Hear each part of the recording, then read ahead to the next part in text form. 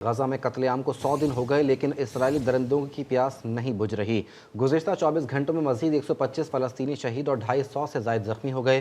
شہداء کی مجموعی تعداد 24,000 سے بڑھ گئی ہے۔ جنیوا سے کام کرنے والی انسانی حقوق کی تنظیم کے مطابق شہداء کی تعداد 31,000 سے زائد ہے۔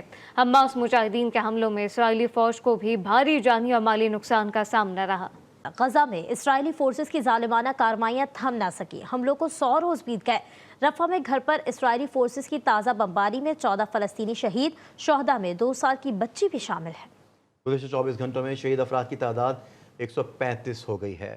غزہ پر اسرائیلی جنگ اور فلسطینیوں کی نسل کشی کو 100 روز ہو گئے۔ عالمی عدالت انصاف بھی جنونی فوج کو نکیل ڈالنے میں ناکام۔ صہیونی فوج نے غزہ اور دیگر علاقوں پر حملوں میں اضافہ کر دیا۔ رفح میں اسرائیلی فورسز کی تازہ بمباری سے مزید 14 فلسطینی شہید ہو گئے۔ جنگ کے 100 روز کے دوران 142 مساجد کو شہید جبکہ 3 گرجا گھروں کو تباہ کیا گیا۔ حملوں میں 69 سے زائد تعلیمی ادارے بھی ملیامٹ ہو گئے۔ غزہ کے 56% رہائشی علاقے بھی ملبے کا ڈھیر بن گئے۔ جنگ کے دوران اسرائیلی فضائیہ نے 30,000 سے زائد بم برسائے۔ فلسطینیوں پر مسلط جنگ میں 5 لاکھ سے زائد شہری پینے کے صاف پانی اور خوراک سے محروم ہیں۔ غزہ پر حملوں کے دوران 18 لاکھ افراد کو اپنی ہی سرزمین سے نقل مکانی پر مجبور کیا گیا۔ دوسری جانب اسرائیل کے خلاف حماس کی شدید مزاحمت بھی جاری ہے۔ حماس کے حملوں میں خان یونس میں 4 صہیونی فوجیوں کو ٹھکانے لگا دیا گیا۔ میں 2 ٹینکوں سمیت 8 فوجی گاڑیاں بھی تباہ کی گئیں جبکہ ہیلی کاپٹر کو بھی نشانہ بنانے کی نئی ویڈیو بھی سامنے آ گئی۔ غزہ میں اسرائیلی فورسز کی ظالمانہ کارروائیاں تھم نہ سکی۔ حملوں کو 100 روز بیت گئے۔